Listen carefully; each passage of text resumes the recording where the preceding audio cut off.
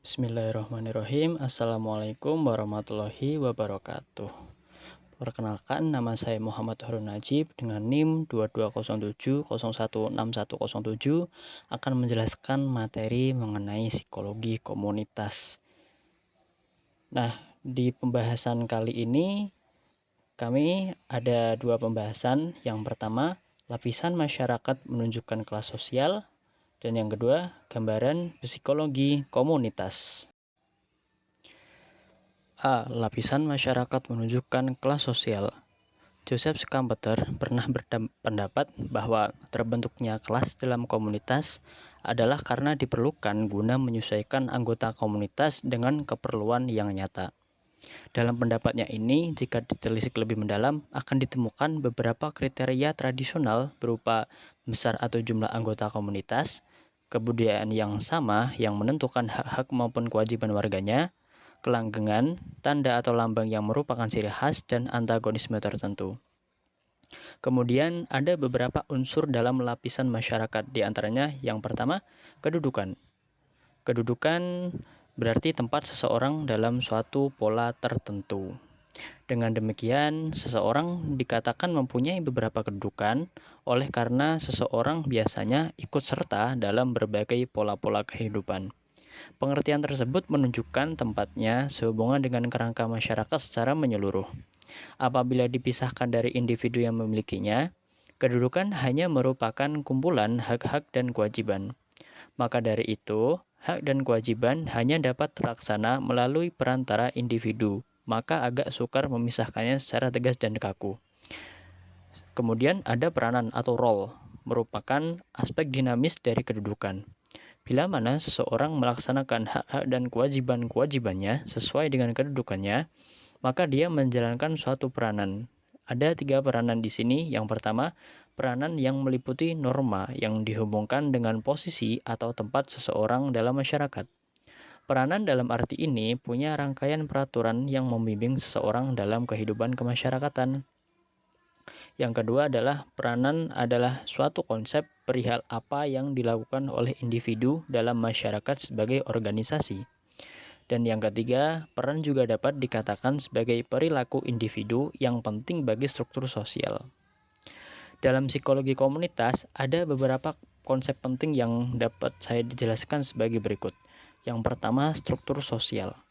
Kelas sosial terbentuk berdasarkan kriteria tertentu seperti ekonomi, pendidikan, status pekerjaan, dan lain-lain. Yang mana struktur sosial ini menciptakan hierarki yang mempengaruhi akses individu terhadap sumber daya, kesempatan pendidikan, dan dukungan sosial. Penelitian ini menunjukkan bahwa individu dari kelas sosial yang lebih rendah cenderung mengalami lebih banyak tantangan psikologis dan keterbatasan dalam kehidupan mereka. Yang kedua, ada identitas sosial. Kelas sosial juga mempengaruhi identitas dari individu. Mereka yang berada dalam kelas sosial tertentu dapat merasa terikat dengan nilai-nilai, norma, dan tujuan yang spesifik yang dapat mempengaruhi perilaku mereka dalam komunitas. Identitas sosial ini bisa berdampak pada bagaimana individu berinteraksi dengan orang lain dan membentuk kelompok dalam masyarakat. Yang ketiga ada persepsi dan stigma. Kelas sosial juga dapat mempengaruhi cara individu dipersepsikan oleh orang lain dalam komunitas. Stigma yang terkait dengan kelas sosial rendah dapat menyebabkan diskriminasi, yang selanjutnya dapat mempengaruhi kesehatan mental individu, hubungan sosial, dan partisipasi dalam kegiatan komunitas. Yang keempat adalah akses ke sumber daya dan dukungan sosial. Lapisan masyarakat mempengaruhi akses individu terhadap sumber daya seperti layanan kesehatan, pendidikan, dan dukungan komunitas. Mereka yang berada di kelas sosial lebih rendah seringkali memiliki akses yang lebih terbatas, yang dapat mengakibatkan masalah kesehatan fisik dan juga mental. Dan yang terakhir adalah intervensi dan perubahan sosial. Dari perspektif psikologi komunitas, intervensi yang ditunjukkan untuk meningkatkan kesejahteraan individu di kelas sosial rendah seringkali melibatkan penguatan dukungan sosial, peningkatan akses ke pendidikan, dan juga layanan kesehatan, serta promosi kesadaran tentang isu-isu kelas sosial dalam komunitas. Kemudian, gambaran psikologi komunitas. Penggambaran psikologi komunitas dapat dijelaskan dalam dua titik tolak, yaitu yang pertama, individu sebagai pelaku dalam komunitas yang ia jalani, yang mana komunitas di sini memiliki fungsi untuk area munculnya tingkah laku dan juga tempat individu berinteraksi, serta merupakan lingkungan yang dapat mendukung ataupun menghambat individu itu. Contohnya, individu yang cerdas tidak akan berkembang pada lingkungan sosial yang tidak mendukungnya dan tidak memiliki fasilitas pendukung. Tapi individu ini akan berkembang jika berada pada lingkungan sosial yang mendukung dan memiliki fasilitas yang cukup. Yang nomor 2, individu sebagai objek dalam komunitasnya. Fungsi komunitas di sini ialah sebagai sarana atau media untuk terjadinya perubahan-perubahan kualitas pada individu yang bersangkutan. Kemudian, psikologi komunitas merupakan konteks guna penerapan model-model psikologi komunitas. Istilah model digunakan untuk merujuk pada suatu penyajian struktur dan fungsi dalam suatu komunitas. Kemudian, ada beberapa model dalam psikologi komunitas. Nomor 1, model kesehatan mental atau the mental health model. Model ini beranggapan bahwa mencegah terjadinya gangguan mental akan lebih efektif daripada mengobati. Model kesehatan mental semacam ini lebih menekankan pada pendekatan preventif. Nomor 2, model organisasi atau the organization model.